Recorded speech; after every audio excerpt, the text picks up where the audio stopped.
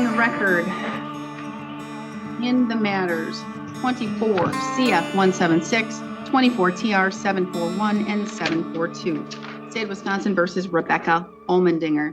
The state appears through District Attorney Kevin Schmidt in person. Ms. Allmendinger appears in person with her counsel, Bruce Anderson.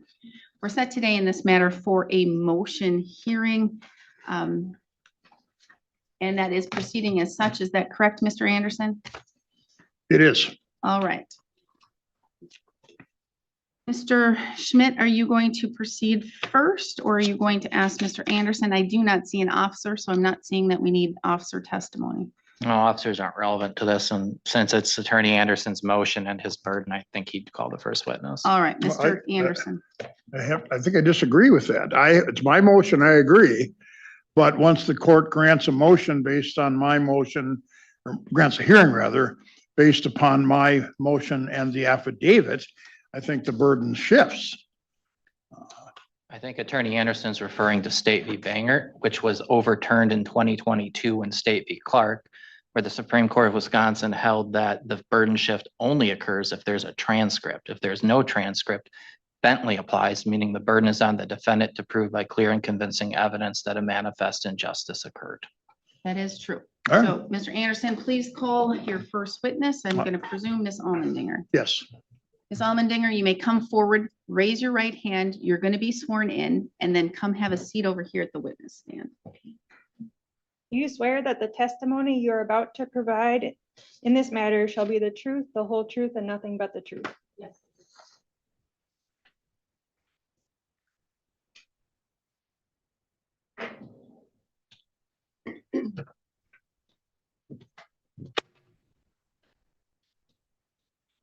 Please state your name Rebecca Joel Allmendinger, and what is your current address?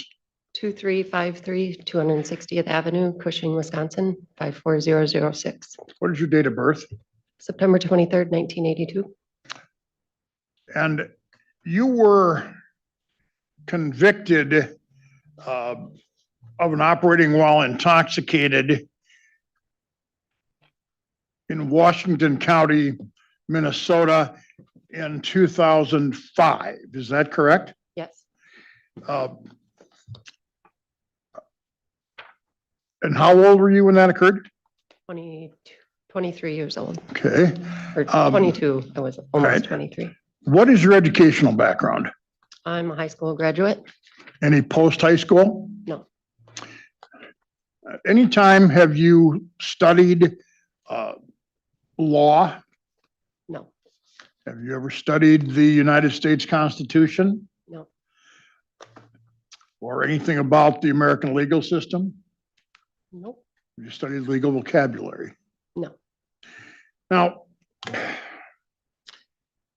in this 2005 case in the state of Minnesota, were you represented by a lawyer?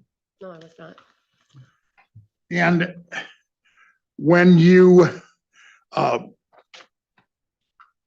were found guilty, or any time prior to that, did the judge personally address you about your rights to having a lawyer? No, Did you basically get told by a prosecutor what was going to happen? yeah, for the most part. Other than talking to some friends that also weren't legal, didn't have a legal background, that said, just get it over with. Was that your first offense? Yeah.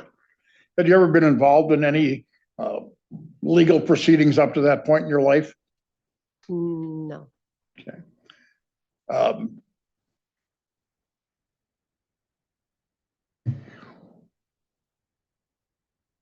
If you can, if you recall, do you remember how long that court appearance took? minutes. It was just, I walked in, I pled guilty, and that was it. Okay. You know, I believe you might have filled out a form Do you recall filling out a form? Yeah, I think there was a form that just stated that I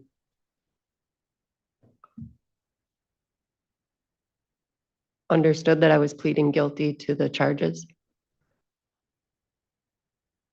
Of operating while Oh. intoxicated? Yes.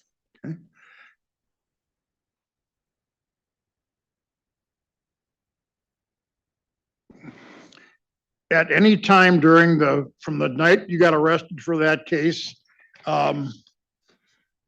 until you made your final and perhaps only court appearance. Is that your only court appearance? I believe so, yes.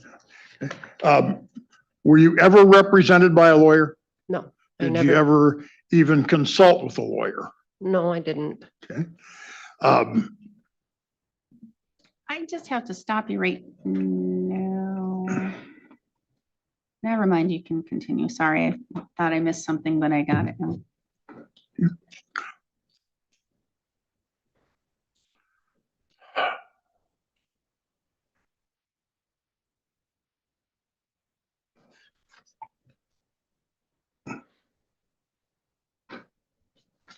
Did the judge in that case ask you questions about what you knew about the law?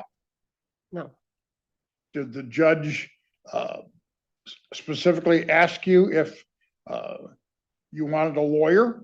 no, Did the judge ask you or tell you rather? Did the judge tell you that if you needed a lawyer for that case, the court could appoint one or would appoint one for you? no,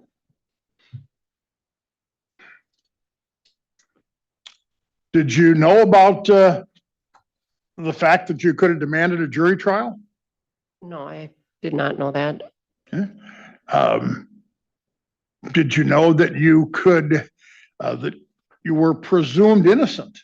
Or did you think you were, based on what you'd seen in the case, did you say, well, I guess I have to plead guilty? That's how I felt. I mean, I knew that Yeah. I was charged with the DWI because of my blood alcohol level at the time, and I just didn't ever even think it was something you could argue against. Did the court advise you of what the maximum penalties could have been for that offense?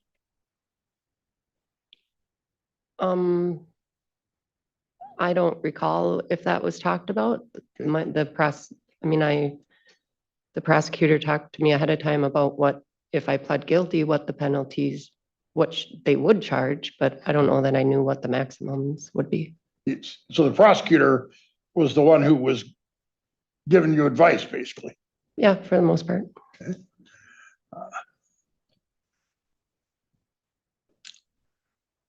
Did you actually know what the prosecution, which in this case was the Forest Lake City Attorney, correct? Yeah.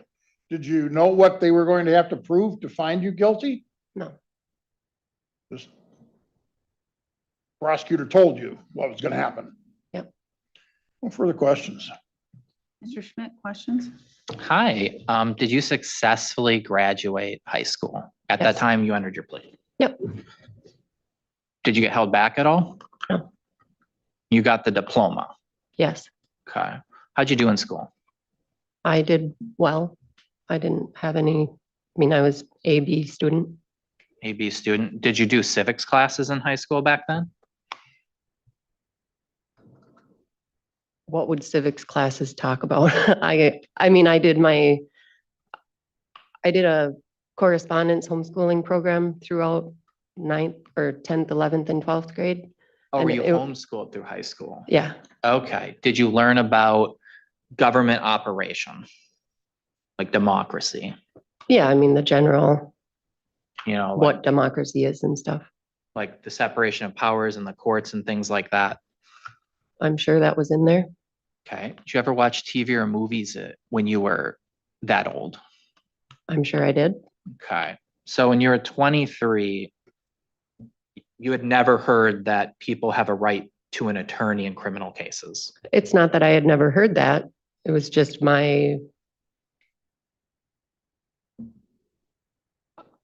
I had the understanding that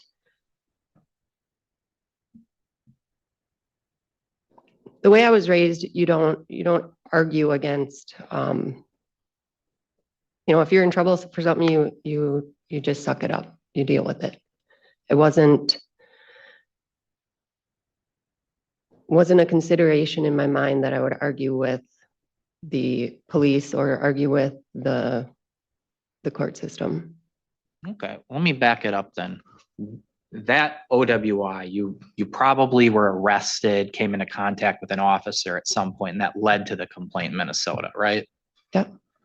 What actually happened? What were the facts of your interaction with the police and why they thought you committed an OWI? Relevance? And this is from 20 years ago, where she's literally said she doesn't remember some things in her direct testimony. I'm seeing what she remembers about the incident. Overruled. I left a bar and grill. I pulled out of the parking lot onto Highway 61 and I was following a friend and my friend they went through a light. They didn't go through a red light, but they went through the green light and then the light turned red and I slammed on my brakes because I didn't want to go through the red light. And there was a package of light bulbs on my passenger seat that went flying and broke. And when I went to try to stop that, I swerved a little bit. And the cop was behind me and he saw the swerve and that's what he pulled me over for. I noticed you didn't mention anything about alcohol at all. Was I there left any a bar alcohol? and yeah, there was alcohol involved. I had been drinking at the bar. Okay. Was there a blood or breath test? Yes, there was a And breath test. were you made aware of what the results were prior to you entering a plea? Objection as to what type of test, whether it was a PBT or a chemical test. Sustained. I guess I can get around. I'm asking, do you think you were intoxicated back then? Yes, Okay. So part of the reason you entered a guilty plea is you think you were guilty. yes. Okay. So according to the motion your attorney filed, he's essentially saying that something was wrong with your plea colloquy back then. And if that were the case and that were true, you'd be able to withdraw your plea entirely. Why haven't you gone back to Minnesota and withdrawn your plea? I guess to be perfectly honest, until you just said that right now, I didn't know that I could go back 20 years and do that. Okay. She just didn't think of it. It's not that I didn't think of it. I had no idea that that was an option to go back and argue something that I already pled to 20 years ago. Okay.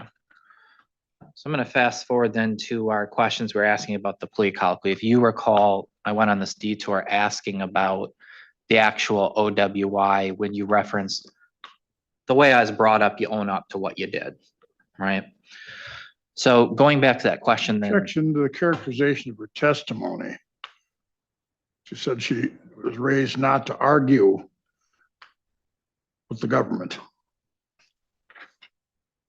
She also did say that she was intoxicated and thought she was guilty. Anyways, Sustained. I was sustained. Sorry, overruled, I meant. Okay. So I kind of got cut off there. So let me shortcut the question then. Would it be accurate to say then that you did know about the ability to get an attorney, but you just didn't want to because you thought you were guilty and because of your upbringing?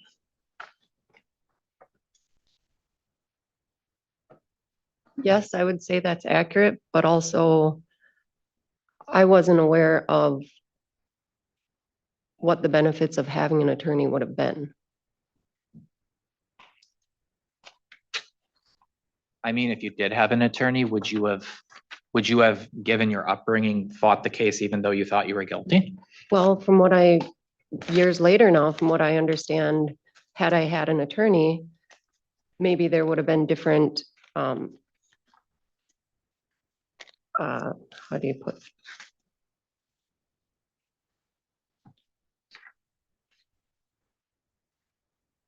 There would have been steps I could have taken to, I guess, lessen the consequences of it.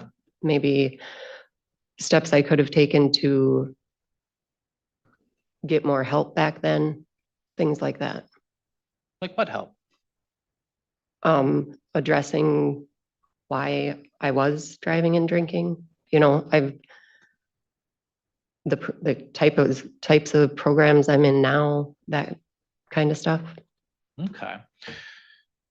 So you knew you had a right to an attorney. You didn't seek one back then because you felt you were guilty, but also you're saying now with what you know, 20 years later, I think I have a better idea of what attorneys can provide better than I did back then. Yeah. Okay. Do you remember what you thought about what attorneys did back then? I mean, I knew attorneys. I mean, I knew that an attorney would, like, I don't know, quote unquote, fight for you, or, obviously the attorneys understand the laws and how the court system works. All that all works together. So back then, did you know that there was a presumption of innocence? Is that term is sometimes used? Well, I'm sure I had heard plenty of times innocent until proven guilty. But in my mind, back then, the until proven guilty was, the breathalyzer that night. Because the breathalyzer result made you think, was one of the things that made you think you were guilty. Yep. Okay. And did you know that you had the right to testify or call witnesses if you did have a trial? Like you could put on your own I defense. guess I can't answer that honestly. Back then, I don't know if I would have ever realized that a DWI goes to a jury trial. Like, honestly, I thought it was just something that was between the prosecutor, the defendant, and the judge. I didn't even realize that was so. Again, like I said, I was naive about the system. Did you get jail back then? No. Were you told it was possible to get jail? Yes. Were you told it was possible to get jail if you didn't accept a plea bargain? Yes. And that was part of your consideration as to why you entered the plea bargain? Yes. Okay.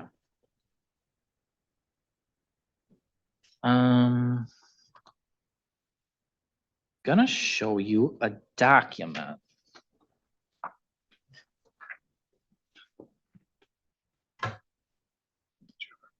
Yeah, okay. Yeah. I'm gonna show you this document, let you handle it, I'm gonna ask you about it.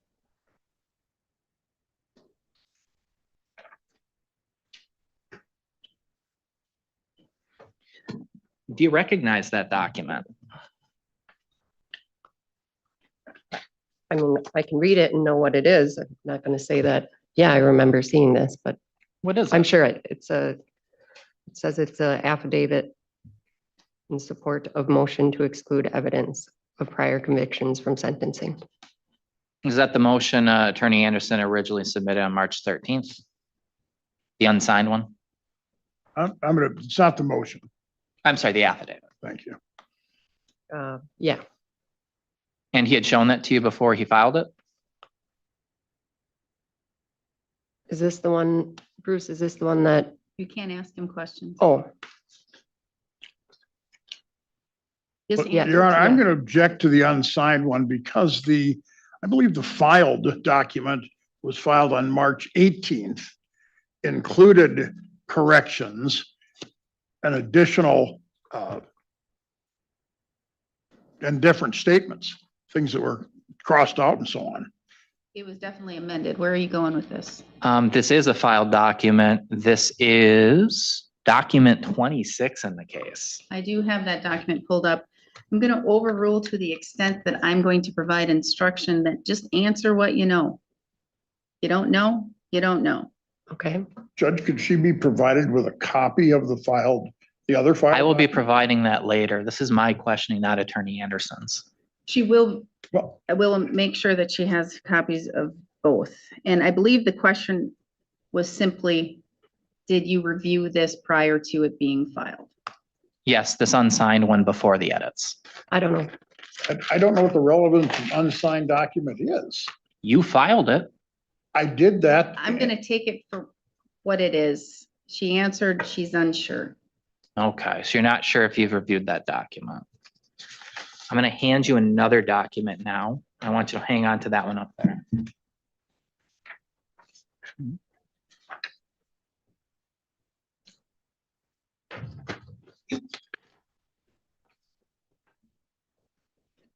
You recognize that one? Yes, What is that?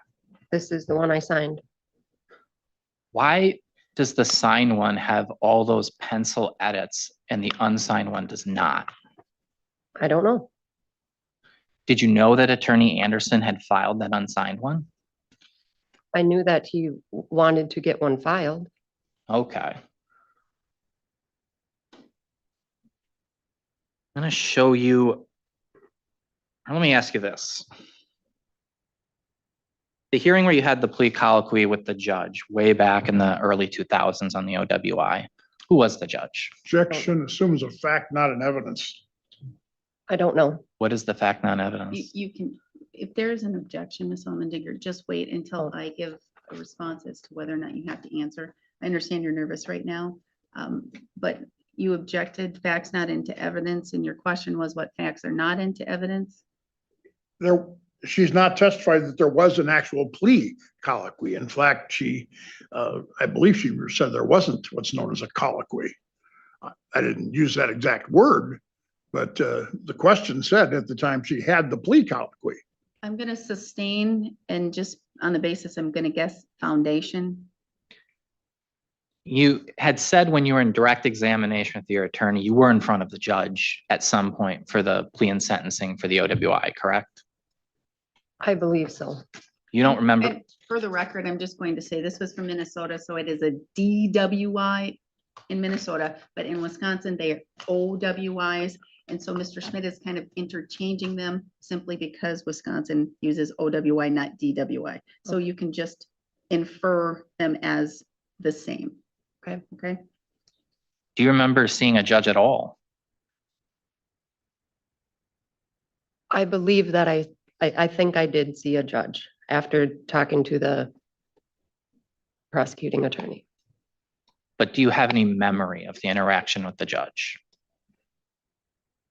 I have a memory of standing at a podium and the judge asking what I pled or I guess I'm assuming it was the judge asking what I pled and I pled guilty and then prosecutor agreed to it.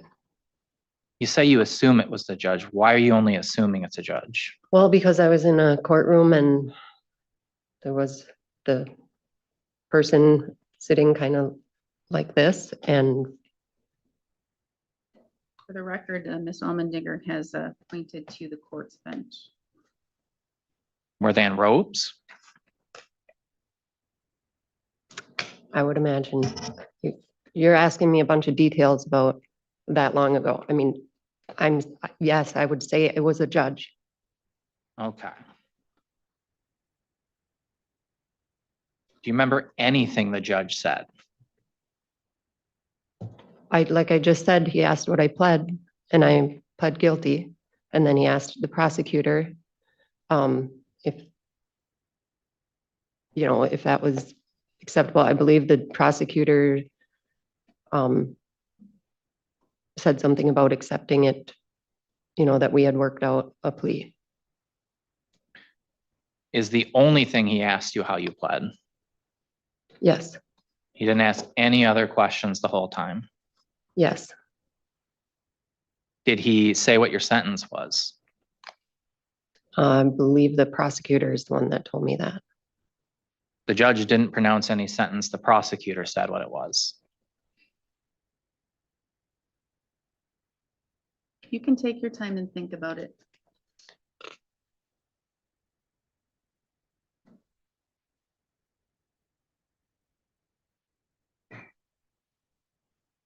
prosecutor did tell the judge what we had agreed on, and then the judge repeated it back. Okay. But you don't remember who the judge was? No, Do you remember who the prosecutor was? no, Okay. So jumping ahead now, at some point you attempted to get documents to help you at this hearing at the Minnesota courthouse, like more recently, correct? hmm How did that go? Becky, you have to say yes or no. yes.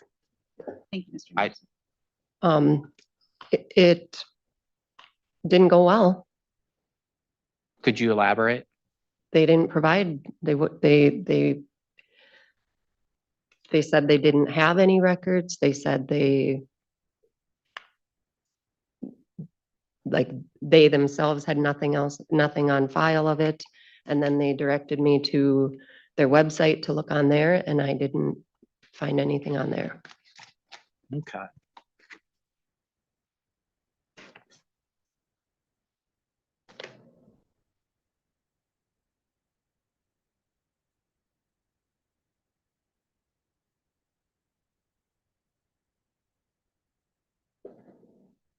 Do you have any intellectual disability or delayed learning abilities? No, Because you're an AV student, correct?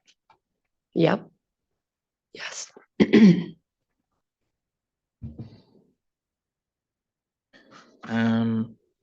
Did you do some sort of questionnaire for the court when you were at the sentencing for the DWI back in the early 2000s?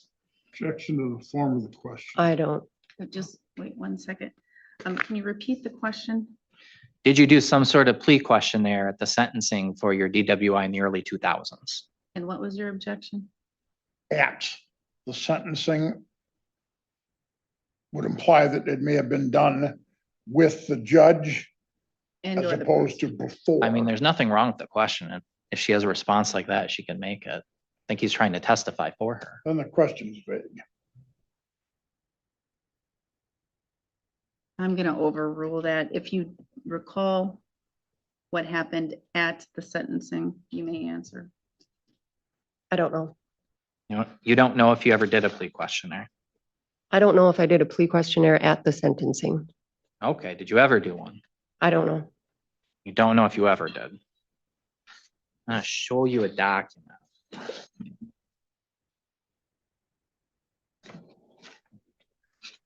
I need to look at it later. That's okay. I sent you a copy of it. Yeah.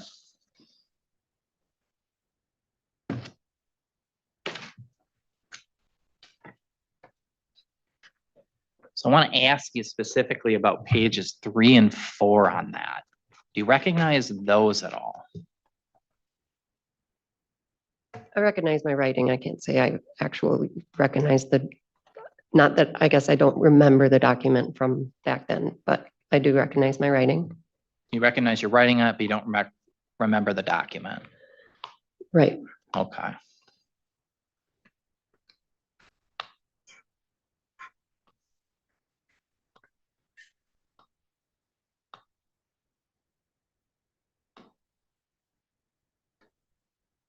Okay.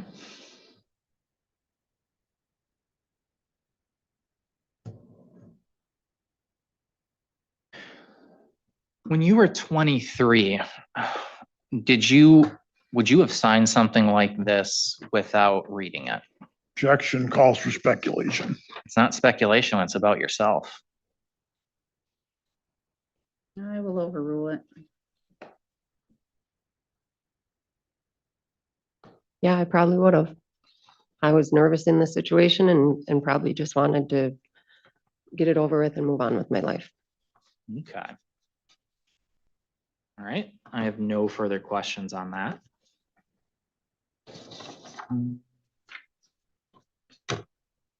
Just a moment, Judge. I'm trying to get something up here. Yeah, and then I'll just take the exhibits back. I'm sorry, I didn't hear what Mr. Schmidt said. He's taking the exhibits back. Could I see the exhibits, please? This one. I don't need to see these two. You can have these back.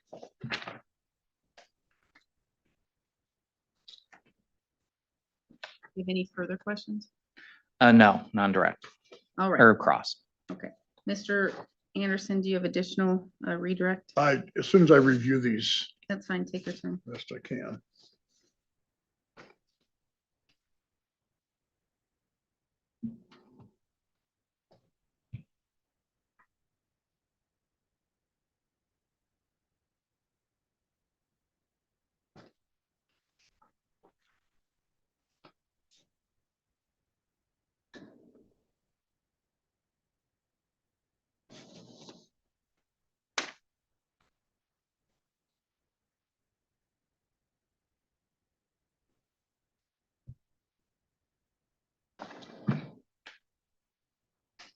Ms. Almendinger, do you remember if you filled out these forms, did you fill them out in the presence of the judge or the prosecutor? If you remember, I don't honestly remember. okay?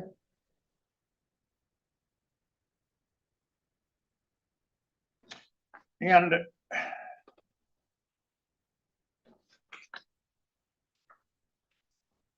I note that,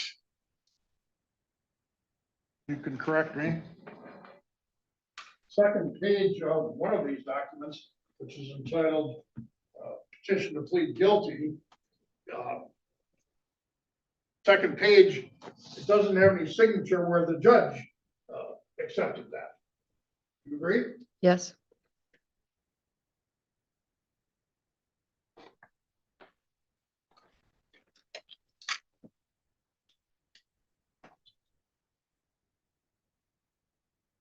No further questions. Recross? Not now. I do have documents that I'm obviously going to submit to the court now.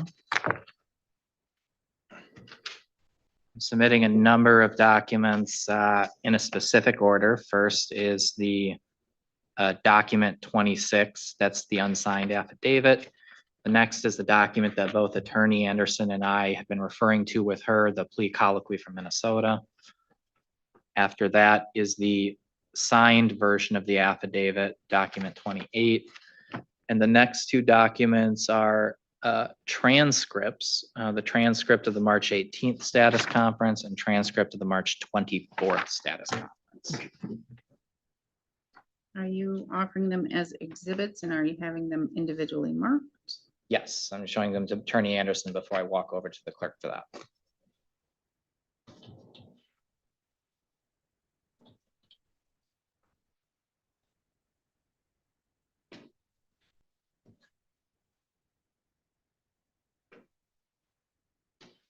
No objection to those documents being marked. And move into evidence. Court will receive the documents and the exhibits. Anything further? No. All right, you may step down. Thank you. No other witnesses No other witnesses. and no witnesses? No. Okay.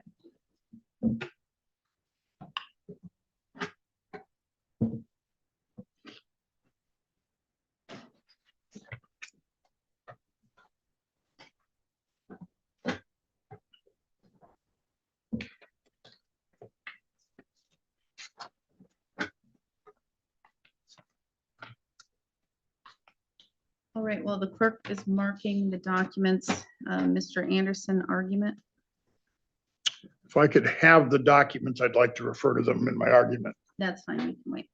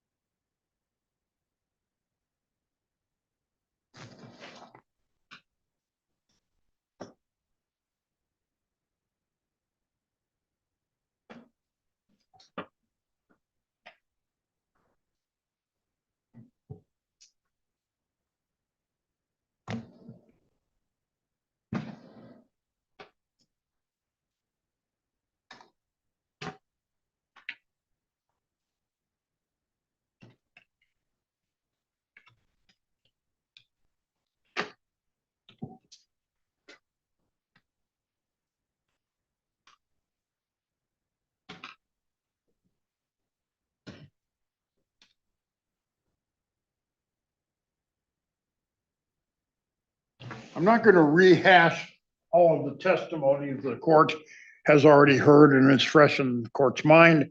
The unsigned affidavit, I acknowledge was filed as an unsigned document along with the motion that I filed that triggered the need for this hearing today.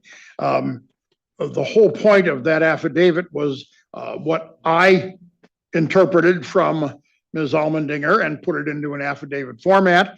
And then before she signed it under oath, before me as a notary, she had additional information and certainly things that she struck from that affidavit. So I think the unsigned affidavit really carries little or no weight.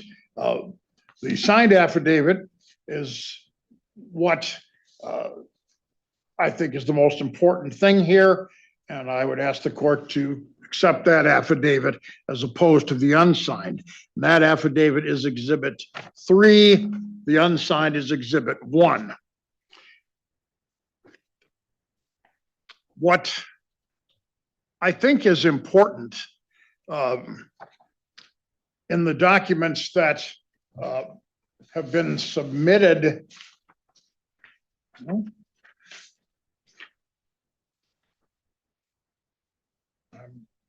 gonna have to ask.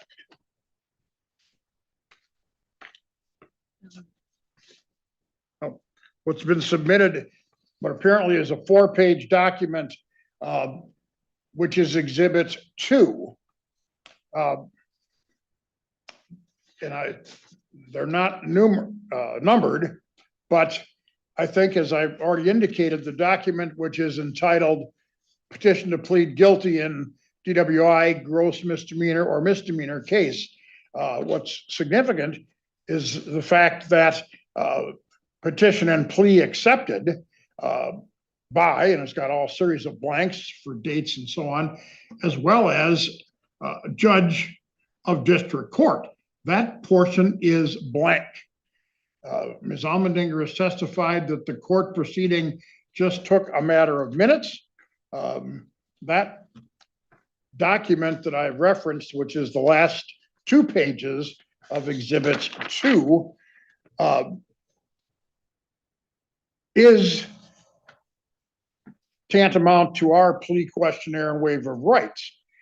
And that is a document that in Wisconsin, the court clearly goes over with someone seeking to make a plea. The Minnesota one even takes it a step further. If something is done, and again, there's no evidence that anything was done with this, the judge then signs off on the plea petition, which then in essence is the acceptance of it. And that's absolutely blank. And of course, it's also blank as to her right to a lawyer. Now, the sentencing order, which is the first 2 pages, I don't know who may have filled this out. It does appear to have a facsimile, or rather a certification stamp. But I don't know what it says. It doesn't appear that it has marked either certified, sure, correct, or record in my office. If it does, that's obscured by other printing. So I don't know what that document may be. But even then, I think it's important to note that it appears to be signed by a judge of district court, but it doesn't indicate who may have filled out that form up to that point. And there's been no testimony as to any related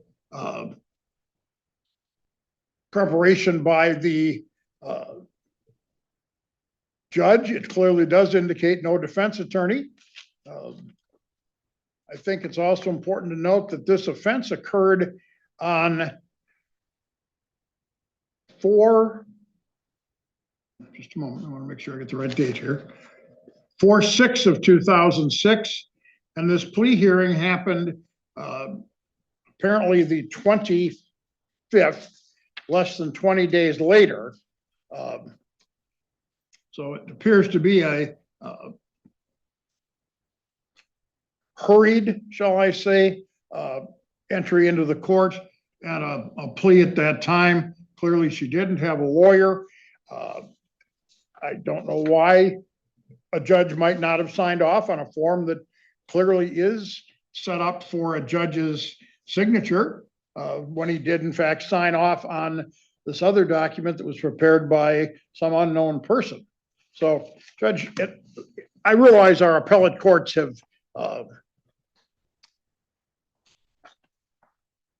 gone to great lengths to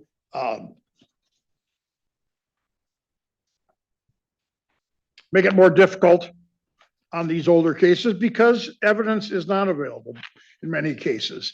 In this case, I think it's interesting how there is evidence available, which in fact, the judge in Minnesota left blank. It would seem to me, just as a matter of practice, if a judge had gone over that entire form with Ms. Almendinger, the judge would have taken the extra step to date and sign and failed to do so. Then when a sentencing order is presented to him, that's whether it was filled out by him or not, I don't know. But as I look at his signature and the date that he placed on it, those appear to be significantly different penmanship. But that, I mean, I'm no penmanship expert, but nonetheless, the sentencing order, again, at that time done in handwriting, is different than the plea colloquy. And clearly the judge failed to sign off on the plea colloquy, accepting Ms. Almendinger's filled out document. So with that said, I would ask the court to rule that the conviction from 2006 in the state of Minnesota not. I have those. Pardon me? I have those. You Oh, just I got was those. gonna give them to the court because I got them from the court. I know. All right. Thank you. In any event, the judge, I would ask that the court rule that the 2006 conviction is tainted, not in accordance with what the law must be in Wisconsin. And that's the standard that should be met, not just what might have happened in Minnesota. Ms. Almendinger, yes, she had a high school diploma. That certainly doesn't qualify her to know much about the law. Prosecutors always bring up, well, did you watch movies and TV shows? I can't think of ever having seen a lawyer type show or a law enforcement type show where an operating while intoxicated charge is handled through an hour long or even a half hour long show from Perry Mason and Dragnet all the way up through the current time. Yeah, people had lawyers, but those lawyers are for serious things that were being shown in those TV shows, not shown in traffic matters. Becky testified that you didn't question authority, basically. They stopped her, picked her up. She'd been drinking. She, without checking on any defenses that might have been available, any errors that might have been made by a law enforcement officer in the testing process, any videos that might have been available to question the reasonable suspicion for the stop or the probable cause for the arrest. I don't know what, she doesn't know what might have even been available at that time.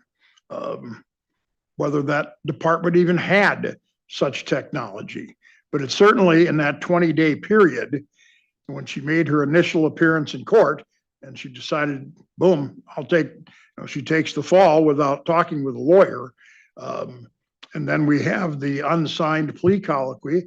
It just seems a person in Becky's shoes, and I think she used the statement, well, the breathalyzer showed something, but it wasn't checked.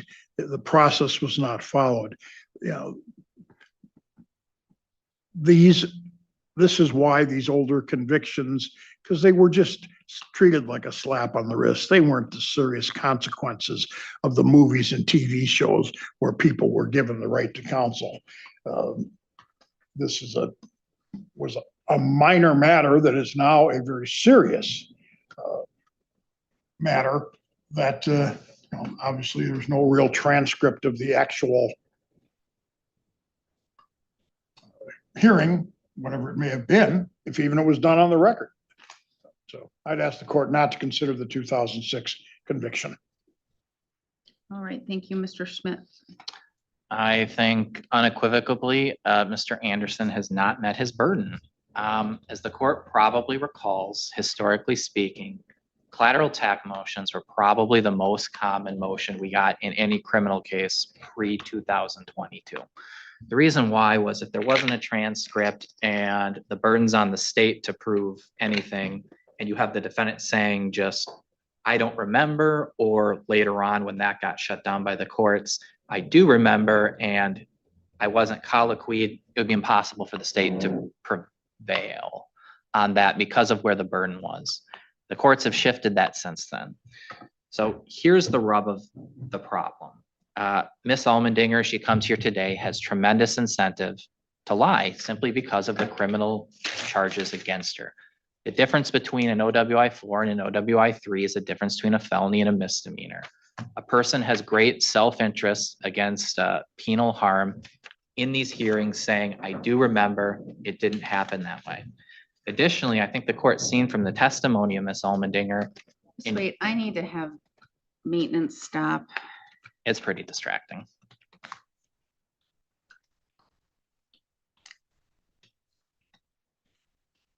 All right, hopefully they can get the message. And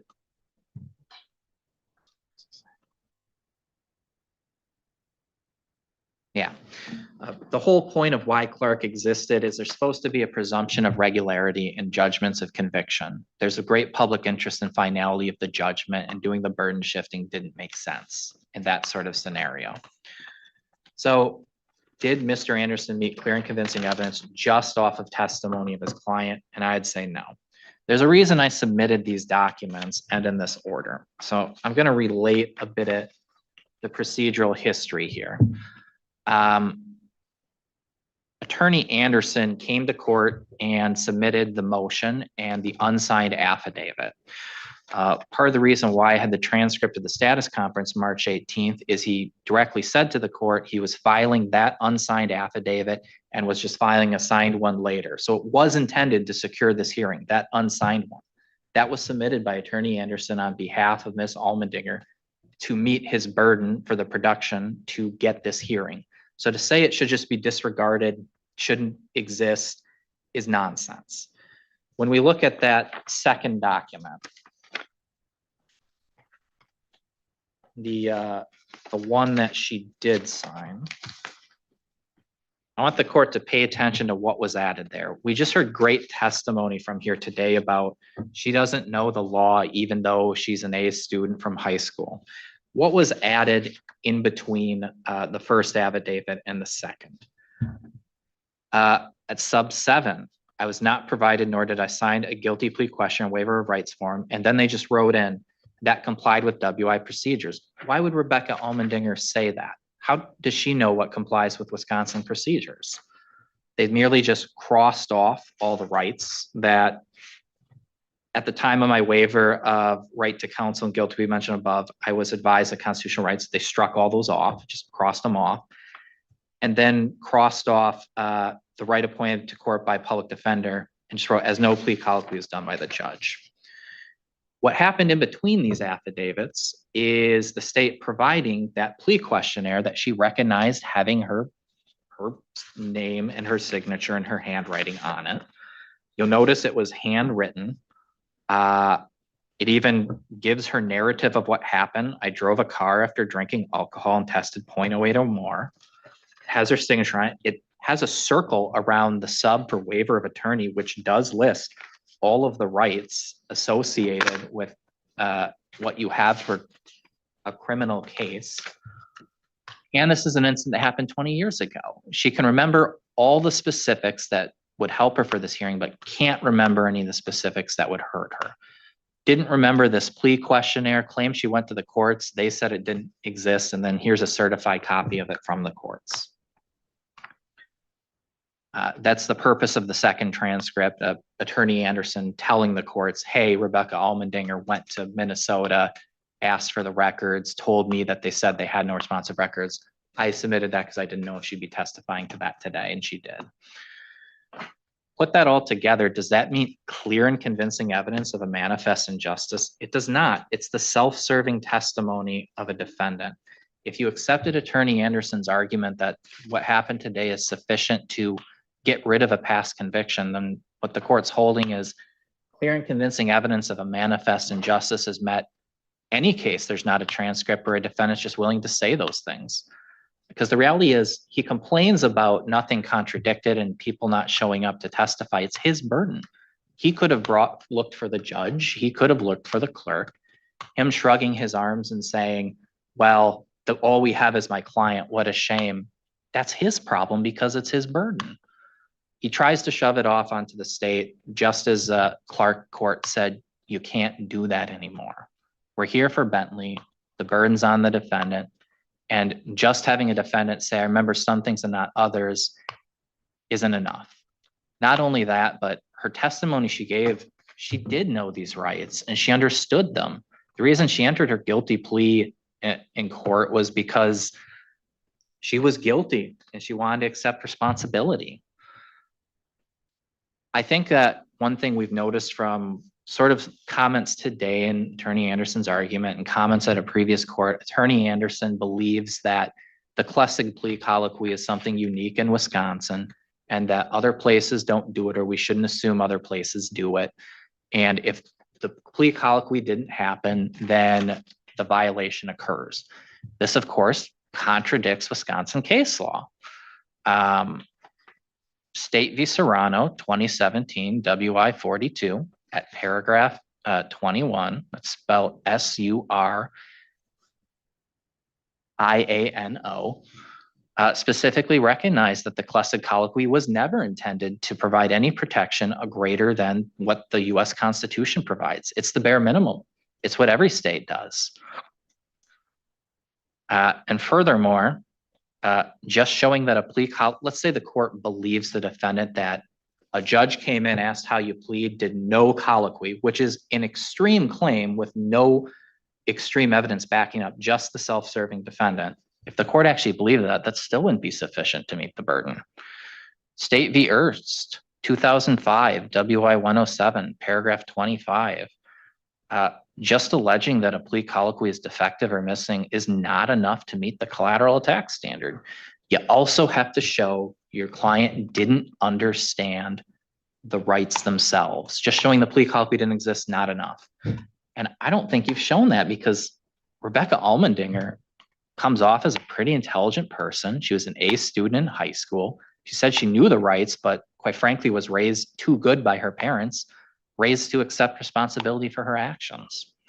I think based on that, the court cannot find that the defendant has met their burden. Thank you. Do you have any rebuttal? You don't need to. The record is what the record is, Judge. All right, thank you. I am taking this under advisement because obviously I've not been able to review the exhibits except for the ones that have been already filed in the case. So I'll get a written decision out promptly. Anything further other than that? Well, we do need to set another date. Mr. Anderson, would you like your September 22nd date? Sure. Let's call it Bruce Anderson Day. Let's fill it up. How about we fill it in? We just double book it with the 9:30. Okay. So 9:30, September 22nd. We will see you then. What time did you say? 9:30. And that's just the oral ruling, right? I'm gonna do a written decision, but it'll be a status after that decision. Okay, because I won't be there for that day. Well, you'll get the written a lot sooner than that day. Perfect. Zoom info? She'll have a notice. What? Zoom? Yeah, Zoom is fine. You may appear by Zoom as well. Your attorney will most likely be appearing by Zoom on that date. So I'm okay if you appear by Zoom. It's actually easier for the court. Okay. But you may come in person. That's your right. Okay? All right, thank you. You can come get your notice and you're free to leave.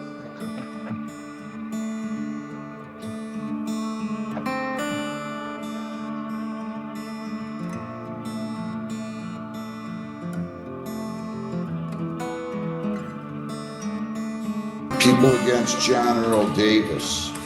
25W839-200A, 24W834-564A and B, and 24W834-564C. So I have 564A, B, and C. And I have 25W839-200A and B. Your Honor, Durwood Aint, John Earl Davis. We'd ask the court to recall any warrants needed when the final readings. Your name, sir? John E. Davis. All right. Does he, so we've got the suspend charge for 2024 in front of Judge Hessen. We got an unregistered vehicle charge from 2024 in front of Judge Hessen. And then we've got a failure to pay show cause. Does he owe 282 plus the, no, he must owe 317 plus the clearance fee. So does he stand mute, waive reading on that? Yes.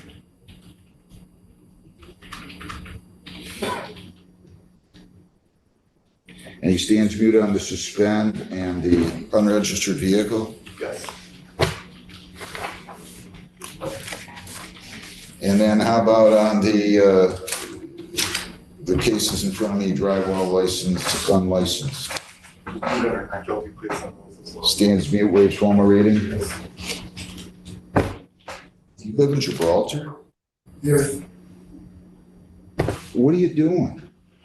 Why haven't you shown up is what I want. I don't want you They to. have sent me a letter or a notice to tell me to come to court, because I just moved to Gibraltar. And they never sent me a letter saying I had to be at court. I got the ones to go to Detroit, but I never got the ones. They gave you the ticket. They handed you the ticket back in April of 24. You never got a hold of us. Where does he work at? I wasn't consent disability. I was on disability. You make me lock you up? I don't want to. Well, I know you don't, but you didn't show up. You can't do this. Don't tell me this. Does he have at least $200 to post, I hope? Yes, Stop this nonsense. I want to clear up everything. What's that? I want to clear up everything. Well, I'm not understanding what he said. He said he wants to clear up everything. 2010% on Judge Hessen's A file. I'll incorporate all those.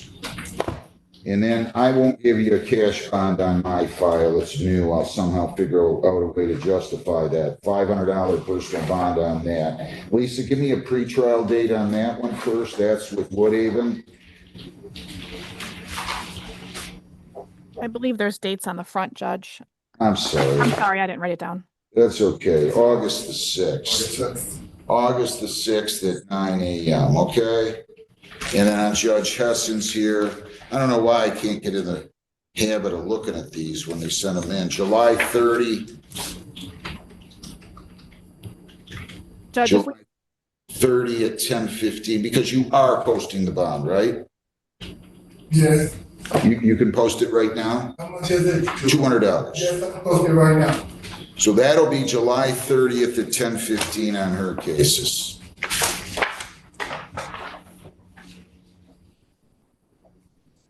Stop doing this. Okay, I promise you I will. Okay. All right. Okay. And I'm just incorporating all those on the A and B file, Lisa, probably being too nice. Show up. Can you please make sure I get the letter at my house? Yeah, we'll get you the letter at your house.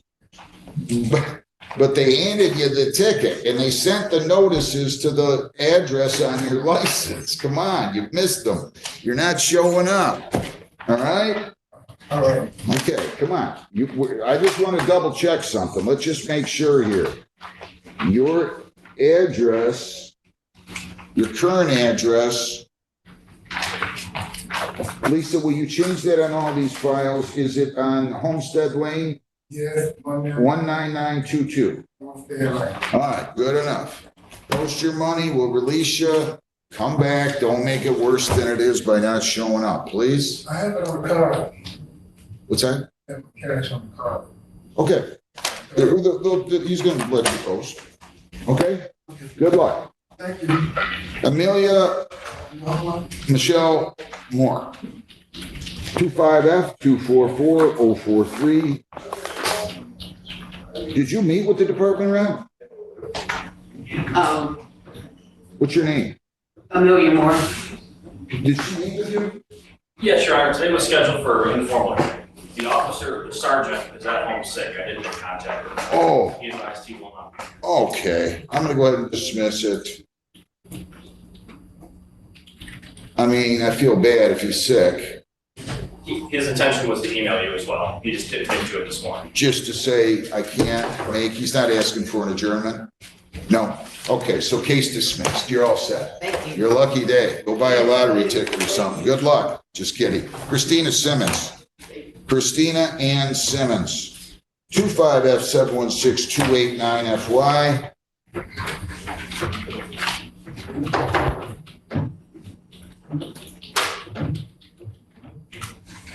Did she already talk to her lawyer?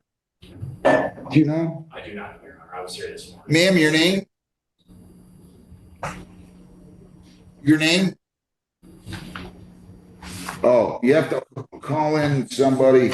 I have 25F716289FY. I have 24G305976. And I have 23T641442. Mr. Haynes, your name? I'm sure you. Your Honor, Derwin Haynes, do we have Christina Simmons? Is that what we're Yes, doing? yes. Derwin Haynes, behalf of Christina Simmons. Ma'am, your name? She's muted or something over there. Okay, Christina Simmons. All right, let's take the robbery arm charge first. Judge Kirsten, it looks like, did the signing on record back in February. Let me just double check something here. I want to see the complaint. All right.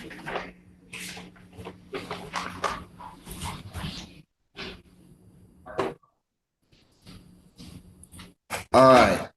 Lieutenant, do you know something about this?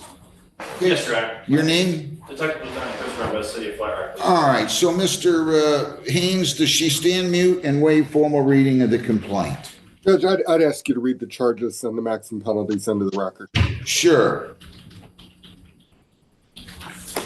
So ma'am, you're charged with robbery armed. That's a life offense. You could get life on that. And I'm going to read, it says, in the course of committing a larceny of merchandise that you did assault or put in fear a person present, one Melissa Murdoch, and in the course of that conduct represented orally or otherwise that you were in possession of a dangerous weapon. So it's assault, your representation that you were in possession of a dangerous weapon, and that constitutes robbery armed, which is punishable by life or any number of years up to life.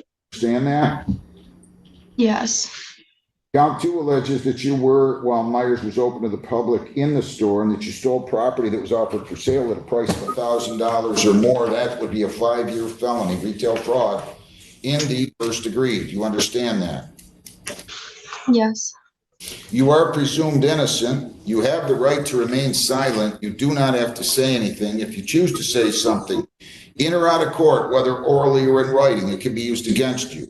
You have the right to a lawyer not only today, but at all subsequent court proceedings. If you cannot afford one, you can fill out a petition for one. Also, if you choose to submit the question with law enforcement officials, you do have the right to be represented by a lawyer at that questioning. Do you understand that? Yes, Your Honor. You have the right to a probable cause conference within 14 days. You have the right to a preliminary examination within 7 days thereafter. You're going to be in front of Judge Heston on these. August 5th will be your probable cause conference. That will be at 9:15. Preliminary exam will be August 12th at 11 o'clock in the morning. Do you understand all of that? Yes. All right. Now, counsel, I'd like you to address bond. Judge, I think Ms. Simmons was just taken a flat rock yesterday. She had previously served 45 days in the Wayne County Jail on loitering and open intox charges. She may have holds right now. She does have a criminal history, and I don't think she has the means to post any bond. So we're just asking for the earliest court dates possible.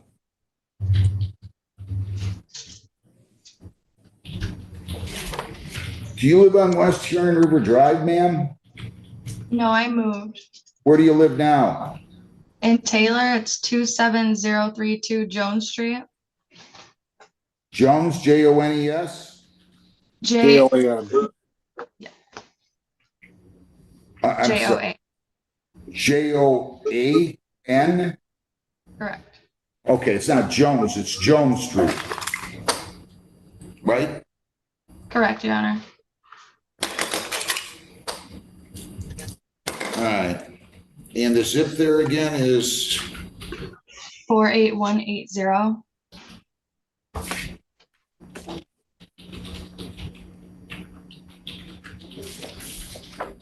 all right. What can you tell me about this? Your Honor, a incident at our Meyer, it was just over $1,000 worth of merchandise, miscellaneous goods that was alleged to have been stolen. During the checkout process, there was an allegation that a firearm wasn't presented. An employee of Meyer in fear. Meyer then contacted us. Prior to that, Ms. Simmons had passed all points of purchase without offering payment for the items. Future follow-up developed Ms. Simmons as the suspect. Admissions were made in and then the warrant was requested to the Wayne County Prosecutor's Office, which you have in front of you. She's got at least 5 or 6 warrants here.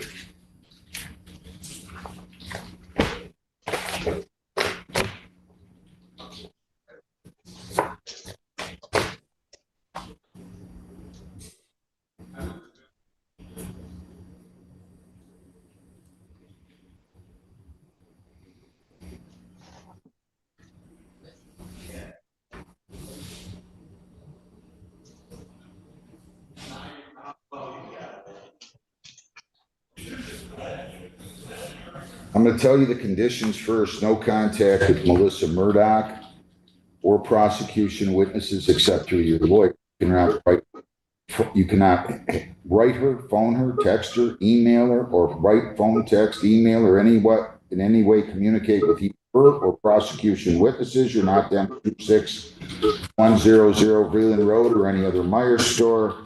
You're not to possess firearms. You're not to possess dangerous weapons.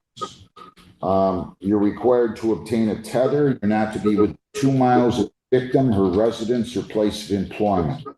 You're not to be released until fitted with a GPS tether. So again, no contact with the victim or prosecution witnesses. You cannot go back to the Vreeland Meyer store at 26100 Vreeland or any other Myers. You're not to possess firearms or dangerous weapons. You're tether. You're not to be within 2 miles of the victim. Her residence or her place of employment, you're not to be released until fitted with a GPS tether. Are you asking for anything or? Your Honor, I believe you covered it. I would just make mention, as you noted, she does have other outstanding warrants for her arrest. I also attempted to make contact with her via the phone number that we were provided when she was interviewed, to notify her of this warrant, I believe back in January, and I was unable to make contact. 100,000, 10%. Make sure she's printed too today, officer, if you will, if she hasn't already been. I'm giving you a personal bond on 24G 305976. I'm indicating you stand mute on those as well. Those are civil infractions, failure to pay. Personal bond, $165 on the 976 file. And, you know, you just, I don't know what you're doing. You know what I mean? I don't know what you're doing, but you were in here before. Life can be a great thing. It can also be a headache if we keep getting ourselves in trouble. $188 personal bond. I'll note that on March 24, I dismissed the show cause for you that you'd ignored us on, and I ordered you to pay 60 then and then 25 weekly. I don't think you paid a nickel.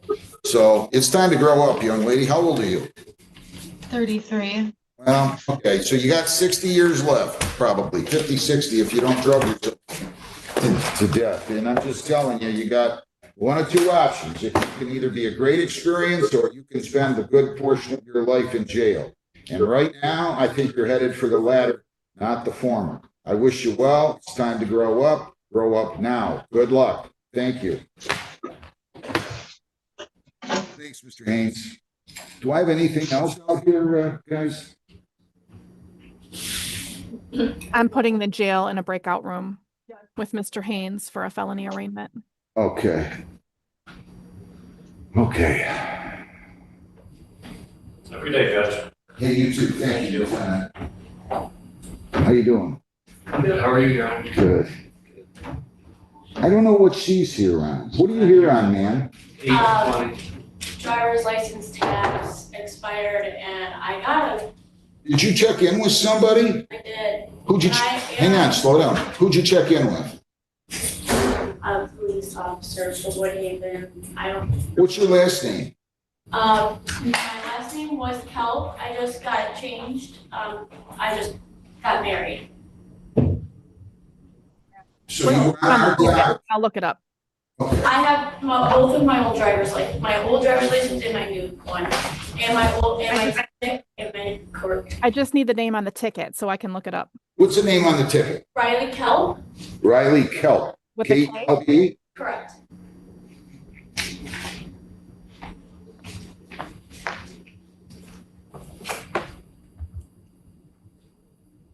I don't see that on the docket, so let me name search her real quick.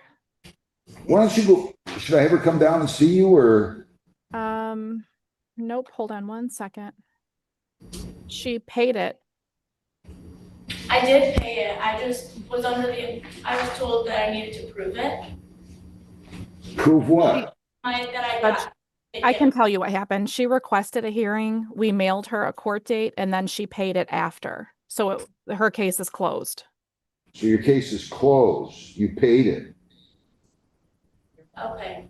I was just told by the officer to come within 10 days of my thing, and then I called and they said that they would mail in the thing so that I could come into the court and prove that I did get my driver's license tabs.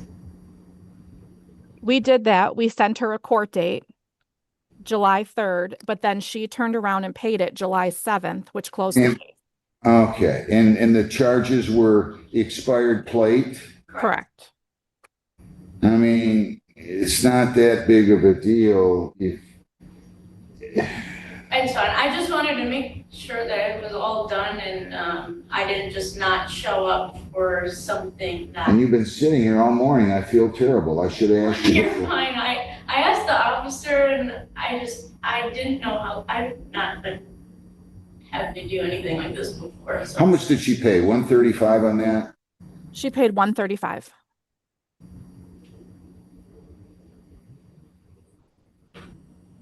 How hard is it to reopen that case? And can you reopen that? Can you give me that file? She paid on the website, so it is a little difficult, but.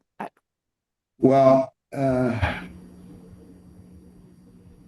just saying I would have reduced her fines if she came in with proof she had a valid registration. Yeah, next time, don't pay your ticket. I mean, you gotta come into court, request a hearing, and then they'll talk to you, okay? Okay. I mean, this is one of those things where being overly responsible might actually hurt you here, okay? And I don't see a lot of overly responsible people that come in here. So I'm so sorry you had to wait, I really am. No, you're okay. I don't have to work until 1, so I'm okay. All right, well, you seem like a nice kid. I sincerely wish you well. Good luck to Thank you you. very much. Thank you. Sorry about all this. You're Mr. okay. Story, can you join the breakout room? Take care. Thank you. You too. It's on your screen to join the breakout room.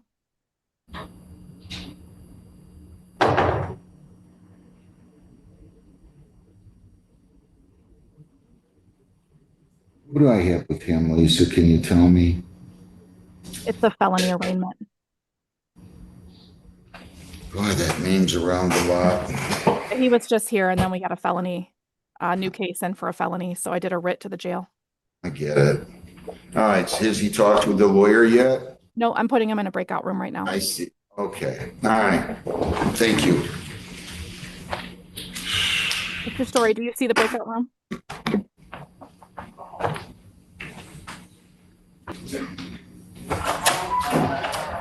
Stay seated. Court's back in session. All right. You can just hand that out.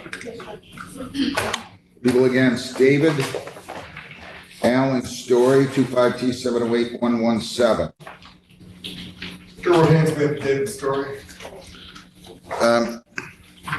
Your name, sir? David Allen Story. Your Honor, we would ask the court to read the charges into the record of the maximum sentence. All right. Did we get anybody from Trenton on here? I did not. Judge, I think they were here in person this morning. This was set for 8:30. Yeah, I'm just gonna be still here. All right. All right, Mr. Story. Your name? David Allen Story. You're charged with operating while intoxicated, third offense. And that means that you could get up to 5 years in prison. So possible penalties are a mandatory minimum fine of $500, maximum $5,000. And either 1 to 5 years in prison or probation with 30 days to 1 year in jail with at least 48 hours to be served consecutively. And if you're given that option, minimum of 60 days, maximum of 180 days of community service. Do you understand that? Yes, sir. You're also charged with, you have a high BAC, count 1, operating while intoxicated, third. You have a regular operating while intoxicated, third, in count 2. You have a flee and elude, third degree. They think that you were, that you failed to bring your vehicle to a stop or willfully failed to obey the directions of a police officer by attempting to flee and elude in an area where the speed limit is 35 miles per hour or less. That's a 5-year felony. Then you have a driving on a suspended second, which is a 1-year misdemeanor. Do you understand that? Yes. You also have habitual second offense notice. They think you had a prior felony conviction for operating while intoxicated, third offense back in 2012. Therefore, you could get 1.5 times the maximum on any of these charges if it's proven you had that prior felony conviction. Do you understand that? Yes. You have the right to remain silent. You do not have to say anything. If you say something in or out of court, whether orally or in writing, it can be used against you. Do you understand that? Yes. You have the right to be represented by a lawyer not only today, but at all subsequent court proceedings. And if you ever choose to submit the questioning with law enforcement officials, you do have the right to be represented by a lawyer at that questioning. Do you understand that? Yes. You have the right to a probable cause conference within 14 days. The probable cause conference, at that probable cause conference, your lawyer will discuss this case with the prosecutor. If it goes to a preliminary examination, the people have to show that that crime was committed, and I'm talking about any felony crime. So whether it's flee and elude, OWI, high BAC, third offense, OWI, third offense, they have to prove the crime was committed and that you were the one who probably committed the crime. That applies only to felonies, not misdemeanors. So you are not entitled to an exam on the drive while suspend second. Do you understand that? Yes. Probable cause conference, which will be your first court date, will be August 5th at 9 o'clock. That's in front of Judge Hessen. Your preliminary exam will be August the 12th, and that will be in front of Judge Hessen at 11 a.m. Be in your court in person, or will it be on video? I'm sorry? Will that be in your court system in Woodhaven, or will it be on video? You're gonna appear for the PCC by Zoom, by video. You're gonna appear for the preliminary exam if it goes that far in person. Okay? Okay. All right. Now, let's just wait for Trenton 1 second. What's he in custody on? He's got an OWI third out of this court that's already been bound over. Okay. Anything you'd like to say on bond? Yes, Your Honor. He's requesting court-appointed attorney. He believes that the court-appointed attorney on the other matter that's already been bound over is going to request to get appointed on this, so that there's some continuity in handling the whole thing. He is employed doing home improvement services. He is also willing to wear an alcohol tether if he is able to post bond. The bond on the other case, my understanding is it's 10,000, 10%. And once bond's set in this matter, he may try to post or seek the help of bail bonds with the post. All right. Lisa, can you pull up that other one and tell me what I set on the other For the other OWI? felony. Yeah, Yeah, I can look it up.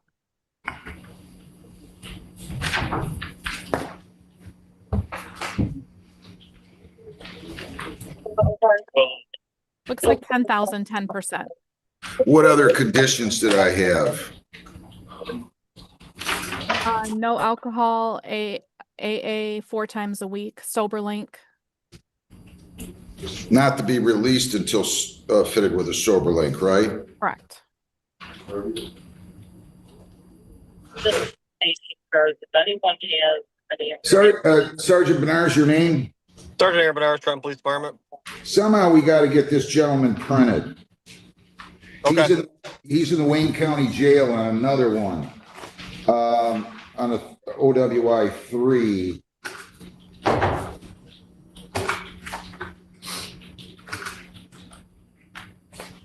I don't know how cooperative they are down there, but can you call down and have them fingerprint him, or how can you do that?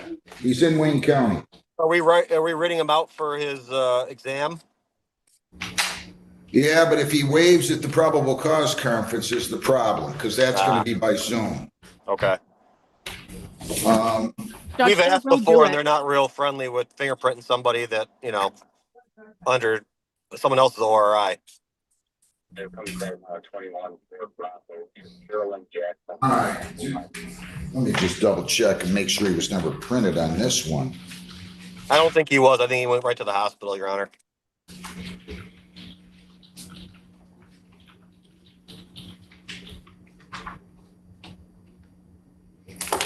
Do you have any ideas, Lisa? Yeah, they'll usually do it with an order. Okay.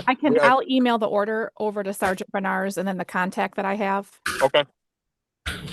So I'm going to order the fingerprints be taken. I'm not going to designate shall go to Trenton.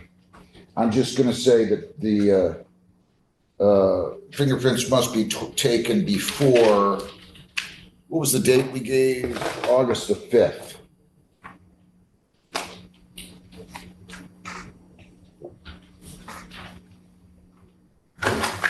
Anything you want to say regarding bond, Detective? No, Your Honor, I'll leave it to the discretion of the court.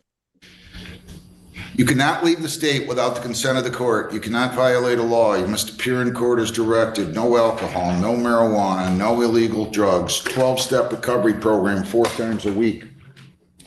You're not to be released until fitted with a GPS tether, but I can't give 10,000, 10% again, 50,000, 10%, and you must submit the fingerprinting, okay? So you're gonna have to post $6,000 to secure your release.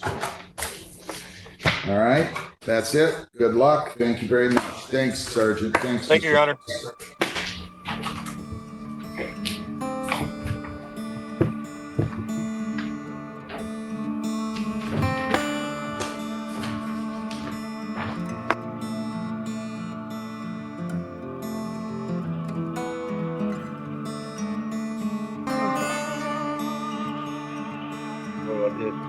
Click on it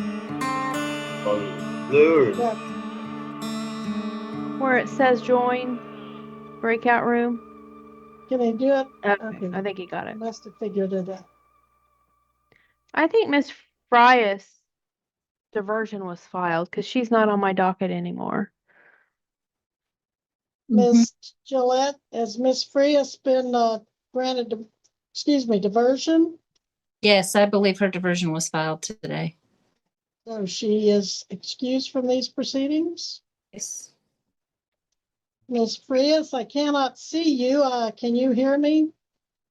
Yeah, I can hear you. Sorry. Apparently, you have filed the diversion, or the county attorney has filed your diversion and removed your case from the docket, so you don't need to wait around. Just make sure you comply with your diversion and you won't have to come back to court. Okay. Do I have to go anywhere and take like drug tests or something? Ms. Gillette? No, only if you would test positive or we receive notification of a new case. Okay, because I was just making sure because I didn't want to like miss that date or anything if I did have to go do that. No, just keep in touch with my office. If you move, change your phone number, or if you get stopped for a ticket, call into my office. You have that number. Okay, and I don't have to do court dates anymore? Oh, okay. Sorry. Sorry. No problem. Thank you. No, you're welcome. You may go. Bye. Oops. And who is the gentleman at the county jail now? That's Mr. I don't know. Stanley Mickey. Okay. Stanley Mc.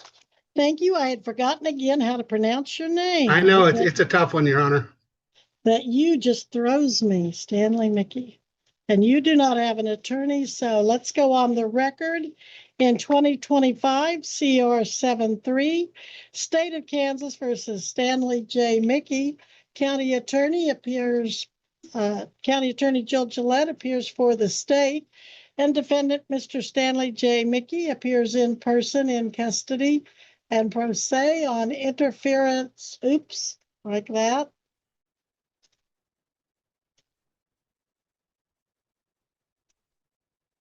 On one count of theft of property or services valued at less than $1,500.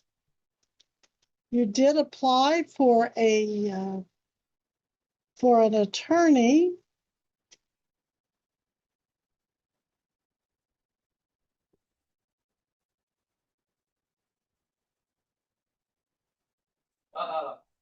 Hold on. Give me just a minute to review this. Okay, on your application, sir, you put that you were unemployed. And on the answer to if employed, how much do you earn each month? You wrote $6,000 as an annuity and $2,000 is Social Security. Can you clarify that? Is that money you get each month? Yes, Your Honor. The Social Security, of course, I get for life. The other I'll get until I make a change on it, but for sure the next 7 or 8 years. Yes, Your Honor. Okay. And you have 25,000 in checking. So, and then you have expenses of about 1,800. So, sir, there is no way I can find that you're indigent and in need of or entitled to an attorney. No problem, Your Honor. All right, so you'll either have to hire an attorney or waive your right to attorney. Which do you prefer? I'll waive my right to an attorney. All right, and you understand, though, that you can hire an attorney even though you don't qualify for court appointed? Yes, Your Honor. And knowing that, you wish to waive your right anyway? Yes, Your Honor. Okay, is anyone making you waive your right to an attorney? No, ma'am. Deputy, do you have a waiver of attorney form in the jail? I'm gonna look on my desktop real quick. Okay. I can orally accept your waiver, but I like to get it in writing for the file as well. Okay. So how are you wanting to proceed on this charge of theft, sir? Well, I'm pleading guilty to that. That did happen. I understand the court can give me the leeway to have a little time to make that payment in full, which I can do in the next 2 weeks without issue. I have money coming in on the 1st for both of my sources. So that is my hope, to get this behind me and have it paid and hopefully not have to sit in front of you again.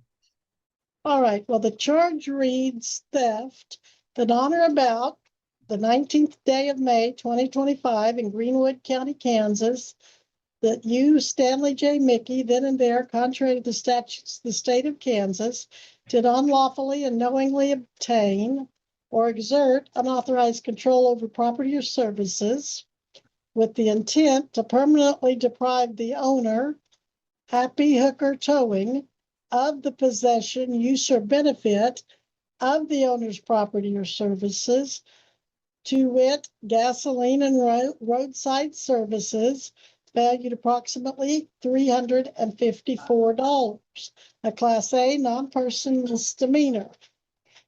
So you're wanting to plead what to that charge, sir? I'm pleading guilty to that charge, Your Honor. By pleading guilty, you're admitting that you did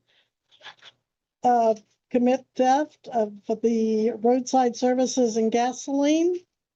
Yes, ma'am. Is anyone making you enter this plea today by any threat or promise? No, Your Honor. Do you know that with this plea, you're giving up your right to a trial? You'll most likely be found guilty and unable to appeal your conviction. Yes, but again, my intent is to pay it within the 2 weeks and not have to mess with any of that.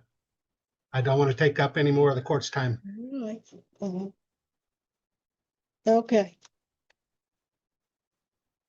And do you remember that the penalties could be up to a year in the county jail and a fine up to $2,500, although those are the extremes and probation is an option. Do you understand all of that? Yes, Your Honor.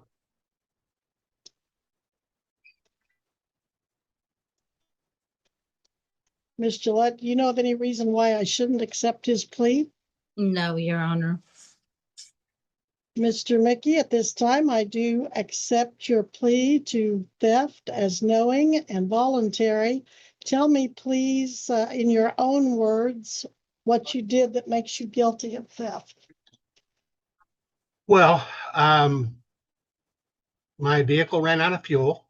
I was stuck on the highway. I did have access to a phone. I made a call. I did not have my credit card with me.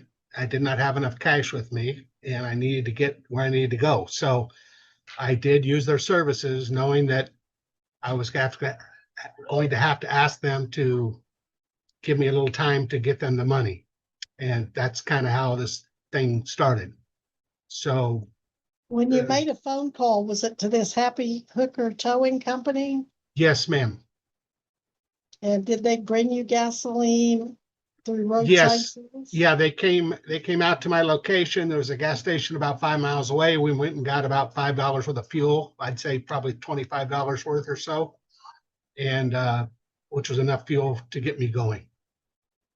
Now, where were you broken down that they brought you these? I was on Highway 54, just short of the road that takes you south into Howard. I think that may be 99. I'm not sure. Okay. All right. Okay, so then when you knew you didn't have the money to pay them, they came, and then did you tell them you didn't have any money, or did you make any arrangements to pay it? I told them that I would be doing that. But then you never did. before I really had a chance to do it, and I think I needed a few days to have the money. They started the ball rolling and, alert the authorities, and that's how we ended up where we're at. And was the amount due $354 to cover the gasoline and driving out? And Yes, ma'am, I do believe that was the case. Again, the gas there wasn't a lot of expense in the fuel, but the bulk of it, of course, was the towing. But I okay. think that covers both of them. And I'm certainly prepared to pay if the gas is up and above that, that's no problem. All right. Well, I'll find also that you've provided a factual basis to support your plea, so I find you guilty of misdemeanor theft. Ms. Gillette, any recommendations for sentencing? Judge, he has 10 days in as of right now. I'm going to recommend a 60-day sentence as underlying suspended for probation. I'm going to recommend a 6-month time period of probation for him to make sure he gets it paid. Okay. If he gets everything taken care of, no issues, then you can always apply for early release. But because while he was on bond, he took his monitor off. That's the only reason I'm asking for supervised probation.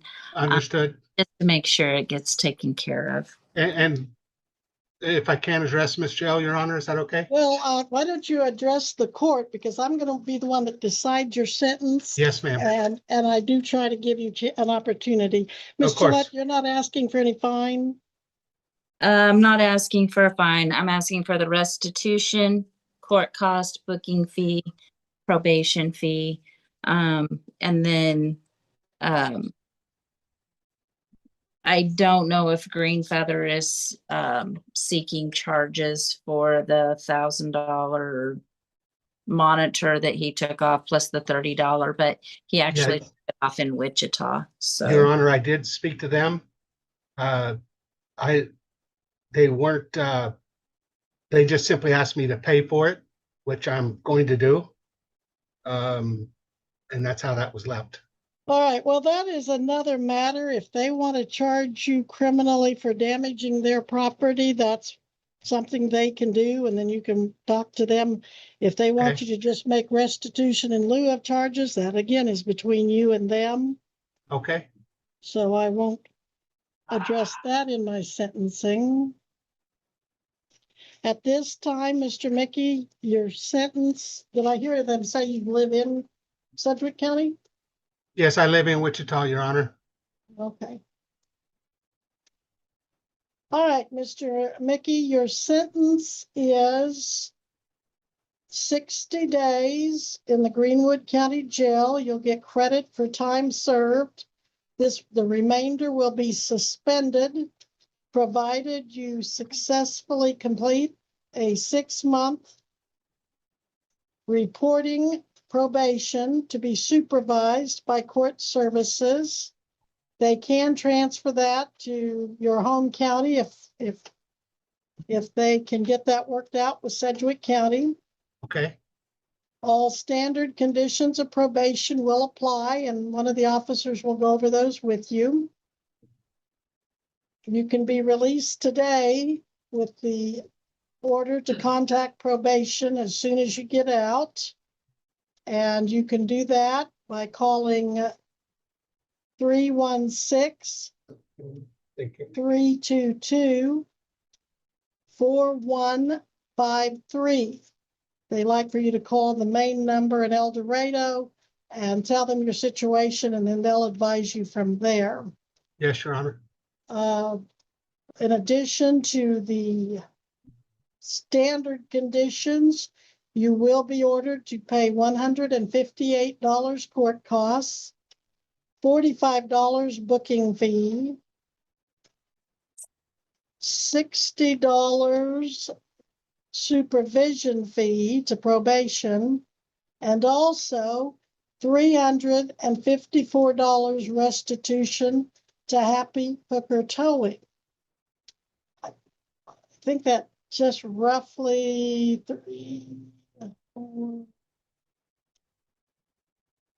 I think that's somewhere around $617. So don't hold me to that, but that's the ballpark figure. How much Yes. time do you need to pay this, sir? I'll have the money on the first. 2 weeks would give me plenty of time so I can get them the money, if that works, Your Honor. Well, I'll give you 30 days just to make Okay. sure. Aren't you putting him on aren't you putting him on probation though, Judge? Yes, but I'm still going to order them to pay it within 60 days. If you can. Is that what you were thinking No. about, Missy? Yeah, no problem there, Your Honor. Yeah. Okay, all right, thanks, Missy. Okay, so a condition of your probation is that you pay all money owed within 30 days. You report as they tell you to report. You seem like, Mr. Mickey, like you're a smart man and you've obviously been successful in your business. It sounds like that too. I'm not sure there's something though that's not adding up. Why you didn't pay the tow truck and why you've stayed in jail this long, it just doesn't add up. Yeah. So don't be telling me something unless it's true. If you can't pay, then I need to know that so I can work with you.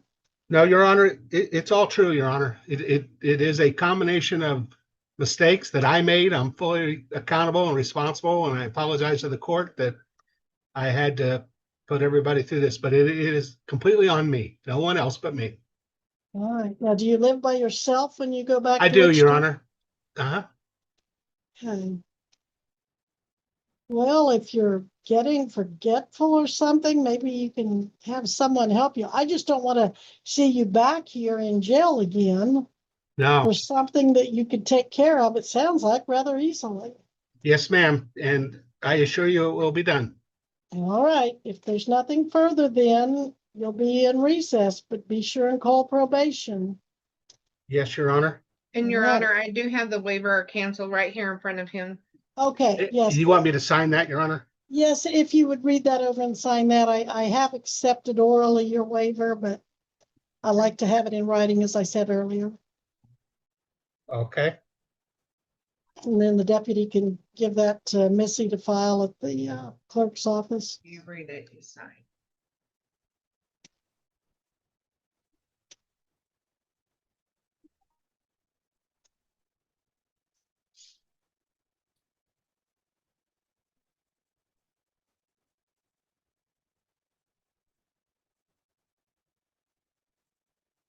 Thank you, Your Honor.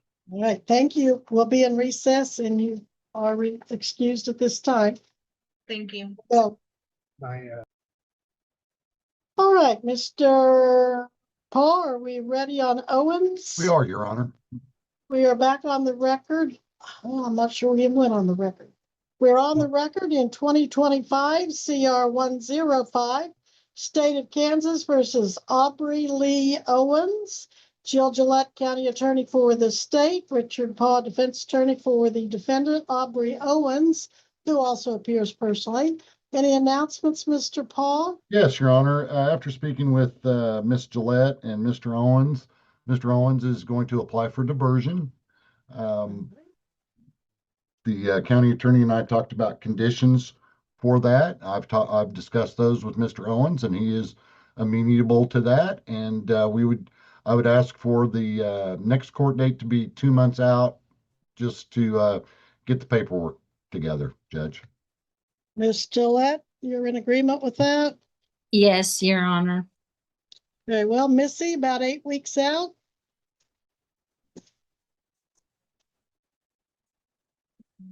September. How about September 16th Okay, at 3:30? perfect. Mr. Owens, you must be back here September 16th at 3:30 unless your attorney tells you otherwise. If you do all that you need to on your diversion, you may not have to come back, but you make sure Mr. Paul tells you that. Don't just skip out, you'll have a warrant. All Yeah. right. Nothing further. We'll be in recess on Owens. Is that it? I think that's all of yours. I have one more, so you are excused, Mr. Oh, I Paul. was gonna talk to you and me and Miss Gillette. All right, well, I think Mr. Connor fails to appear, so give me No, just a no, moment. he has his diversion file. Oh, he granted it, he filed the version. Okay. Hey, Aubrey, you're free to go.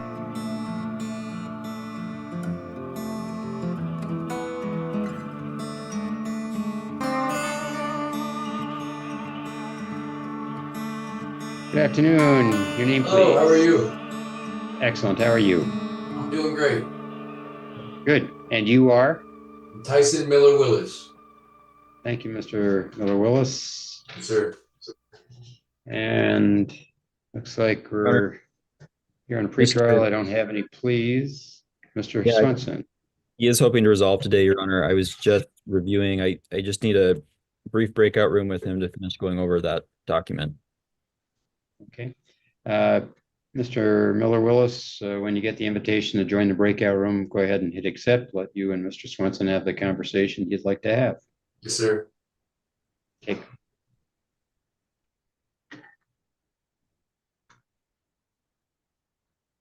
And Mr. Willis, I now have in front of me a statement of defendant on plea of guilty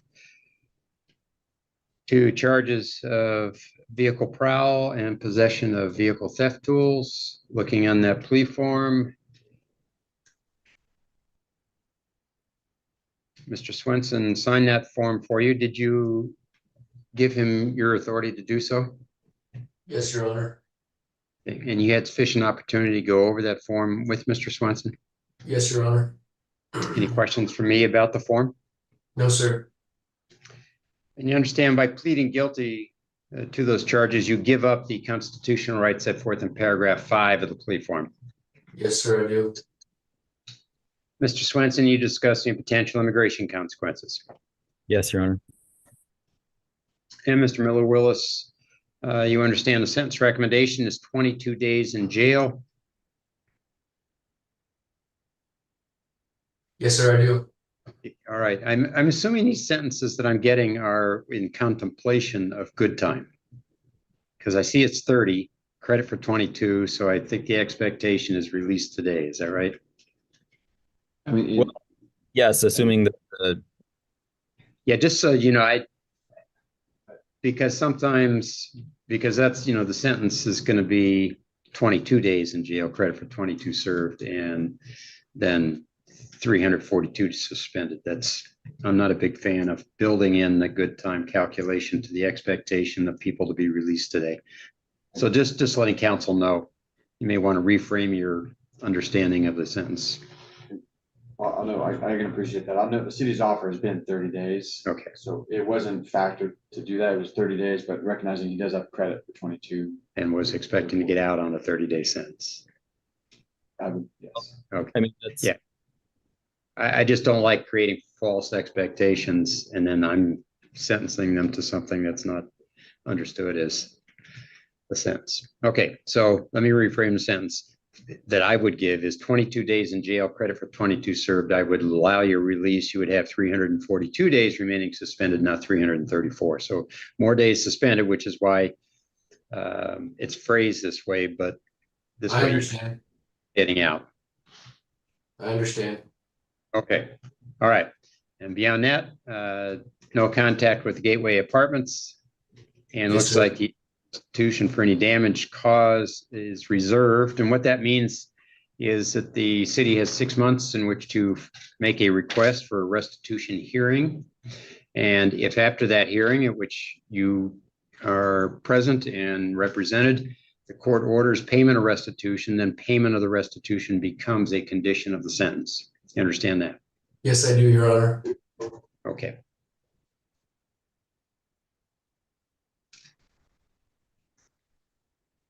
And your statement here indicates that on the 2nd of July in the city of Lacey, you unlawfully entered a vehicle. You did not have permission to be in that vehicle. It was not your vehicle.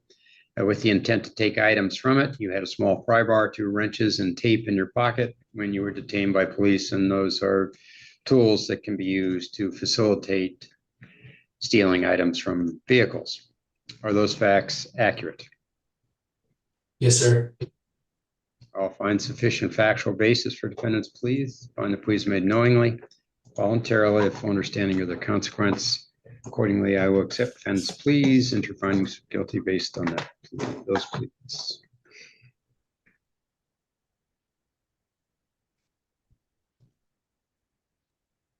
Your Honor, I'd ask the court to follow this agreed recommendation. I think it's appropriate in this case. Mr. Miller Willis is taking responsibility today and resolving this case.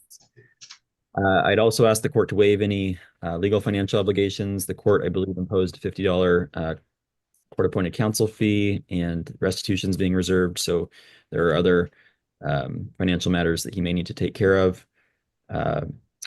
Additionally, Mr. Miller Willis, Your Honor, wanted me to address his hold in his state case. He's held on $500 bail with a court hearing on Tuesday. He's hoping to be released in that case so that he can appear for that out of custody on Thursday. All right, thank you. And Mr. Miller Willis, anything else you would like to say? Yes, sir.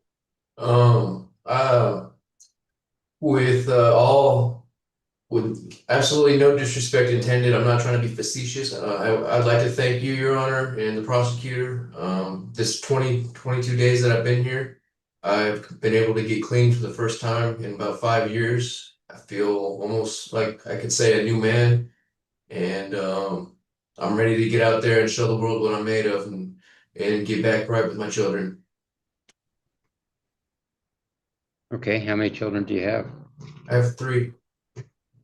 All right. And you're now 30. Yes, sir. It's a good time to, I don't want to insult you by saying growing up, but it's a good time to make a change in your life. Let's just leave it at that. It sure is. And to be quite honest, I couldn't have done it without you guys, so thank you. Yeah, I mean, you're the one who's doing it, but yeah, I understand what you're saying, and hopefully the opportunity to have 22 days to think about the rest of your life is something that you take advantage of. So I appreciate Had a it. very big impact, Your Honor. Thank you. Yeah, how old are your kids? 6, 4, and 8. Got Adrian, Aria, and Jackson. All right. Okay, yeah, just remember what you want them to think of their father. And, you know, you don't want them to think of their father sitting in a jail cell. Never. Yeah, and you don't want them using. That would destroy, that'd break my heart. Yeah, and you know, I know it was the use that had you going through neighborhood, you know, trying to break into cars and steal stuff so you could go get the drugs. But you know, just how I know that would break your heart. I guess that's the best way of saying it. So your job now is to show them a better way. Yes, sir. And I intend to do that. All right, good for you. All right, 22 days in jail, credit for the 22 served on each case, 342 days remaining suspended on each, the time on each to run concurrent.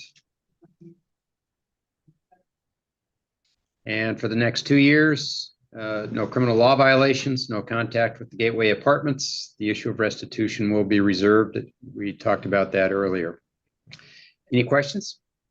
No, sir. Okay, I'm rooting for you, Mr. Miller Willis. Thank you, sir. Okay, good luck. I've ordered your release.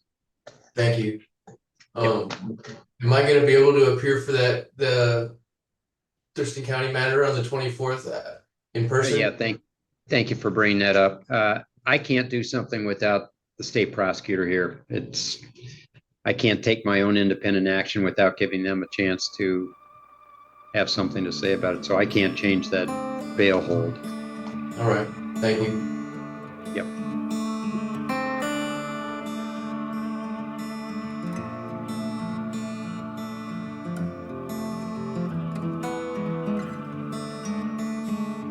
Mr. Overway, Yes, how are you today? I'm doing wonderful. Are you? I'm getting through it. There you go. All right, so we're here today on a charge of driving on a suspended license and also having open intoxicants in a motor vehicle. The allegation is back on the 6th of May in 25 that you were driving in Allegan County on 132nd at or near 53rd Street in the township of Manlius. At that point, you were driving with a suspended license and you had open alcohol in your motor vehicle. Do you want to plead guilty or not guilty to those charges? Ma'am, you said 2025? Yeah, that's this stuff. I want to plead guilty. Okay. So has anybody threatened you to make you plead guilty? No, they have not. Has anybody promised you anything if you pled guilty? No, they did not. And are you pleading guilty because you believe you are guilty? Yes. Okay. On that date, at that time, at that location that I read, were you driving a motor vehicle? I was driving a lawnmower. That is a motorized vehicle. Okay, thank you. Was your license at that point suspended or revoked by the Secretary of State? I had I have no license. I didn't renew it because I had a stroke and I couldn't get a driver's license. Okay. And did you have some sort of open container of alcohol with you? Yes. Okay, I find your plea is knowing and voluntary, and you've given me a factual basis. So for the driving with a suspended license, the fine is $250, state costs of $50, statutory costs of $200, and a crime victim's rights fee of $75. That's a total of $575. I'm going to give you 90 days to pay both of these charges. If you can't pay in 90 days, give the court a call and they'll help you out with a payment plan. Okay, On the sorry. I That's don't okay. pay them today? No, you have 90 days You to pay can, it. but you'll have to call down to the court to do that. How will I get this in the mail then or something? I'll take care of it. You will. You will get a copy of everything that I've talked about in the mail. It will tell you how to pay and where to pay, okay? So then I can go ahead and pay it based on that. Correct. Okay, thank And you. So you're welcome. For the charge of having an open container of alcohol in a motor vehicle, the state costs are $50, crime victims' rights fee of $75, statutory fee of $70, and a fine of $70. That's a total of, help me out, Jackie. $295. Again, I'll give you 90 days to pay along with the other one, and if there's an issue, you just let the clerks know about that payment plan, okay? And those are coming in the mail, you said? Yes. They are, and we have an address for you of 3130 52nd Street in Hamilton, is that correct? That is correct. Okay, perfect. Then we are done today, sir. You're finished up. Well, we are done, right? And so I'll get this in the mail and I can go ahead and pay it. Yes, sir. Well, thank you so much. I don't have to appear in court. I can pay it in the mail. Absolutely. Well, thank you take care so and much. Have a good rest of your day. You're welcome. We will. You too. Bye-bye. Bye-bye. Person on the Samsung phone, please unmute yourself and let me know what your name is.